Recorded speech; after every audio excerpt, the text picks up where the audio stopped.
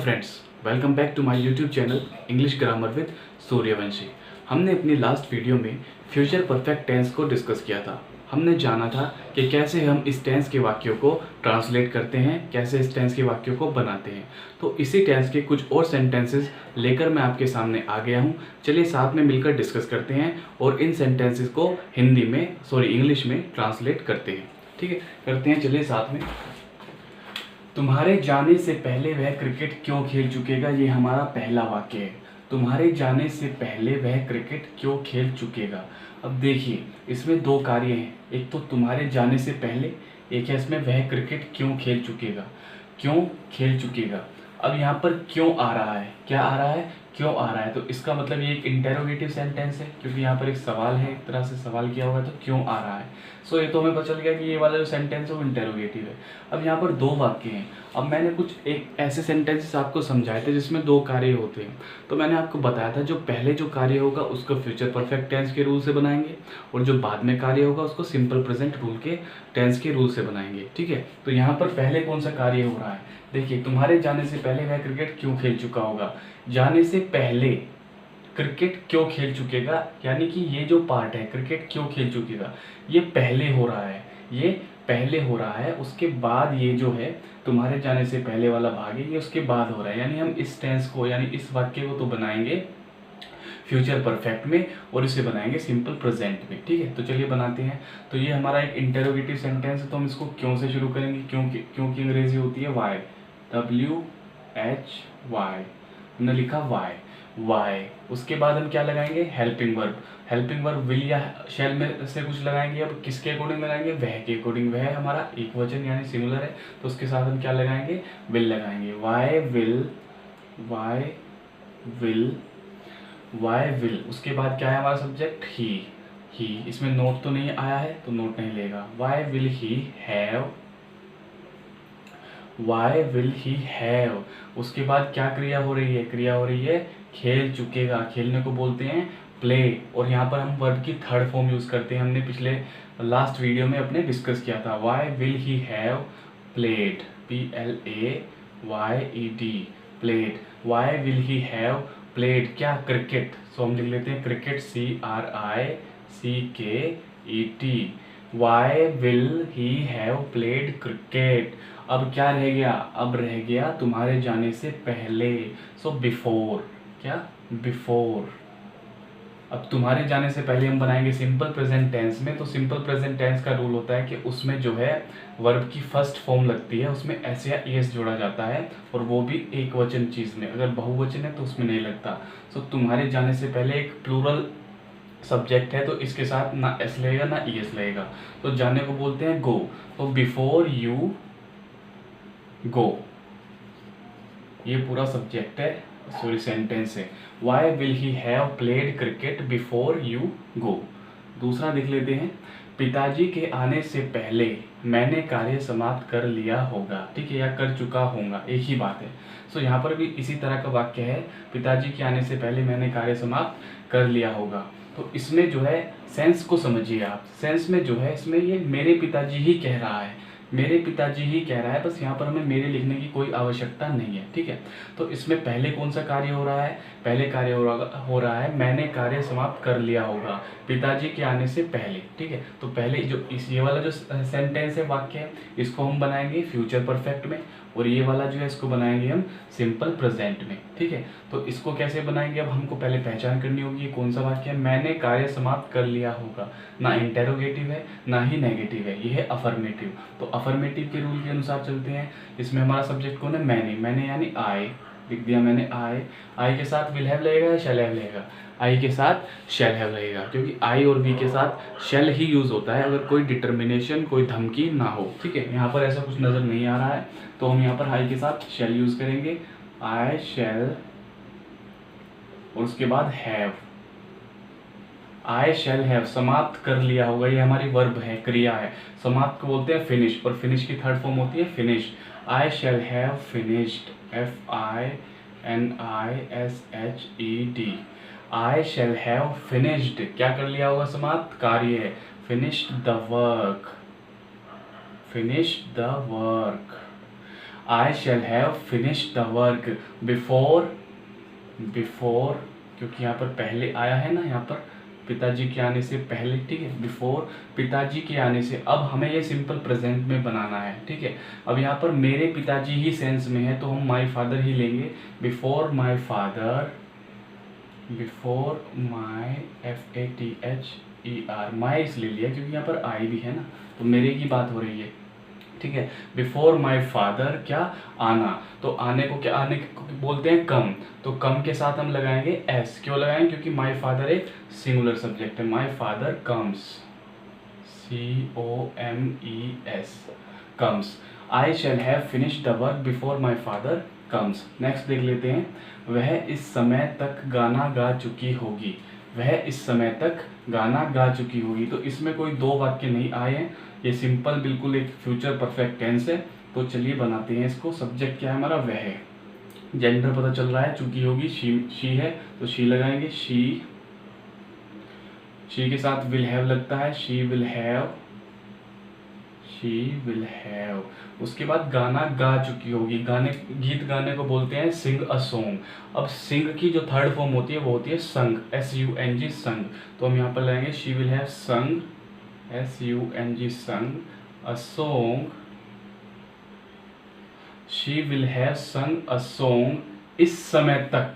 कब तक, इस समय तक। सो हम लगाएंगे by this time, by this time, इस समय तक।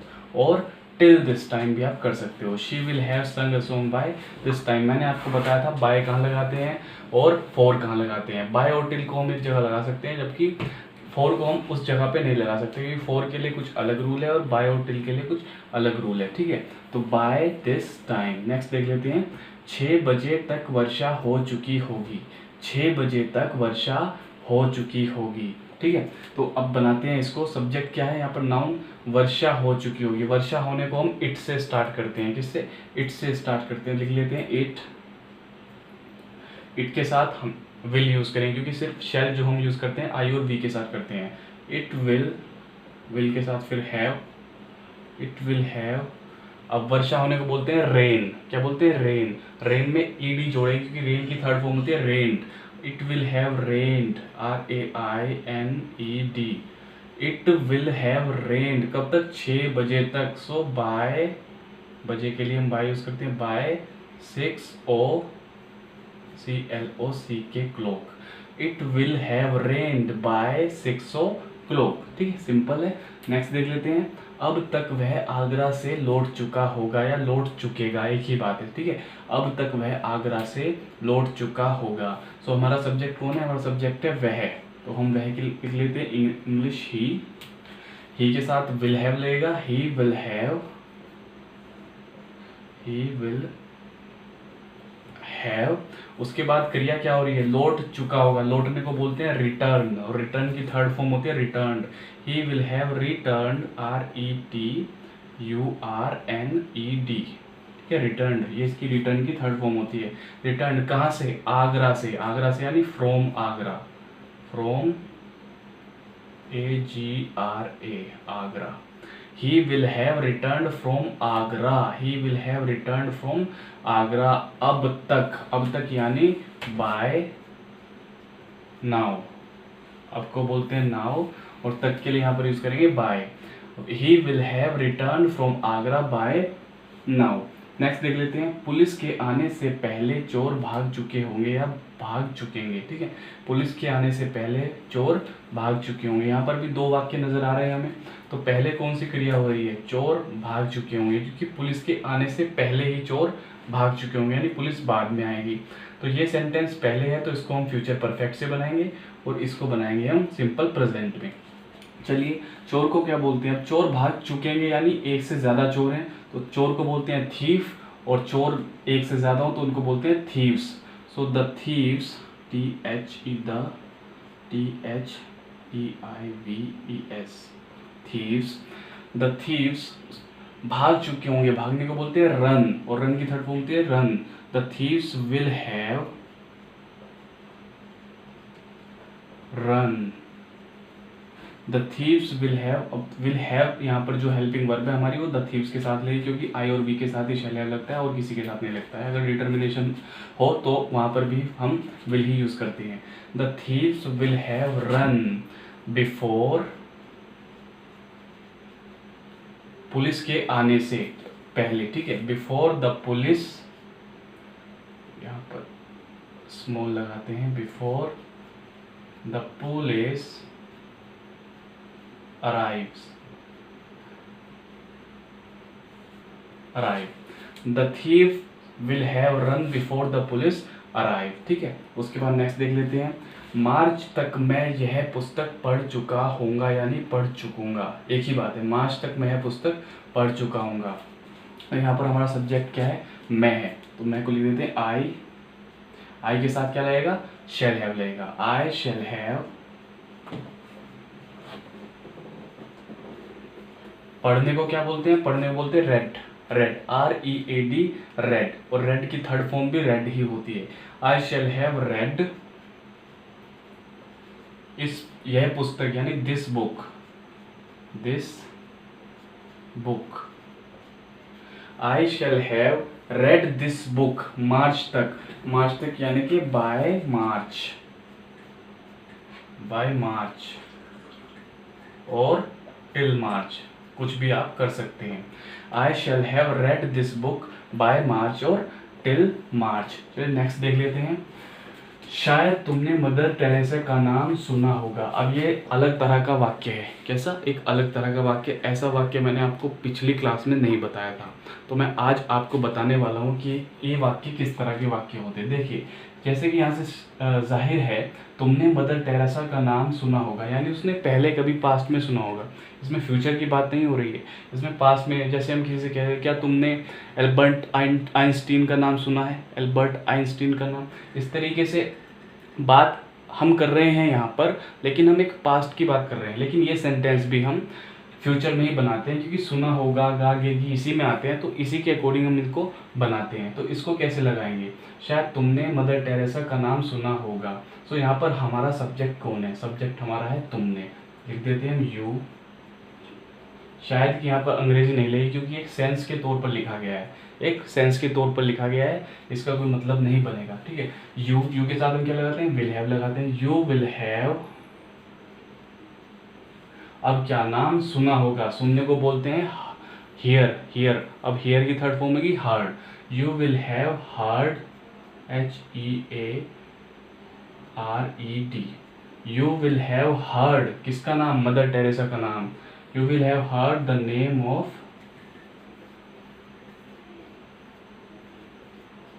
यहाँ पर लिख देता हूं मैं, मदर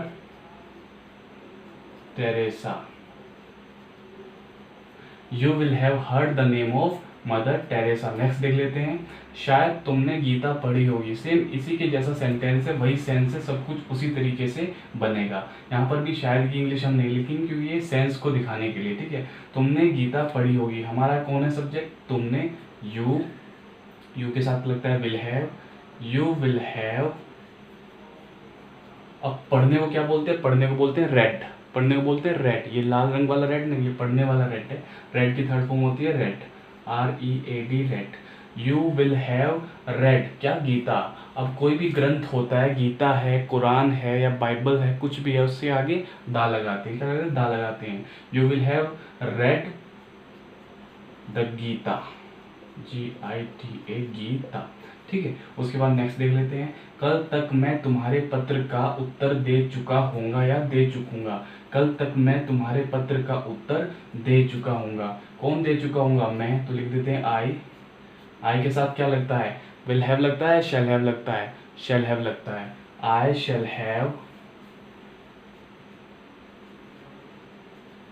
क्या क्रिया हो रही है, क्रिया हो रही है उत्तर दे चुका हूँगा, उत्तर देने को बोलते हैं आंसर, क्या बोलते हैं, आंसर, आंसर की third form answered, I shall have answered, ANSWERED, answered, किसके, तुम्हारे पत्र का, answered your letter, answered your letter, I shall have answered your letter, कल तक यानी बाय टुमारो, बाय टुमारो। कल तक मैं तुम्हारे पत्र का उत्तर दे चुका हूँगा। I shall have answered your letter by tomorrow.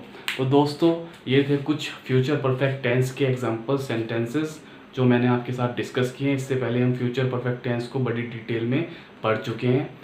तो आशा करता हूँ कि आपको ये टेंस सही से समझ में आया होगा और आप जो है इसके सेंटेंसेस बड़ी ही आसानी से बना पाओगे, ट्रांसलेट कर पाओगे। तो अब मिलते हैं अपनी नेक्स्ट वीडियो में नेक्स्ट टेंस के साथ।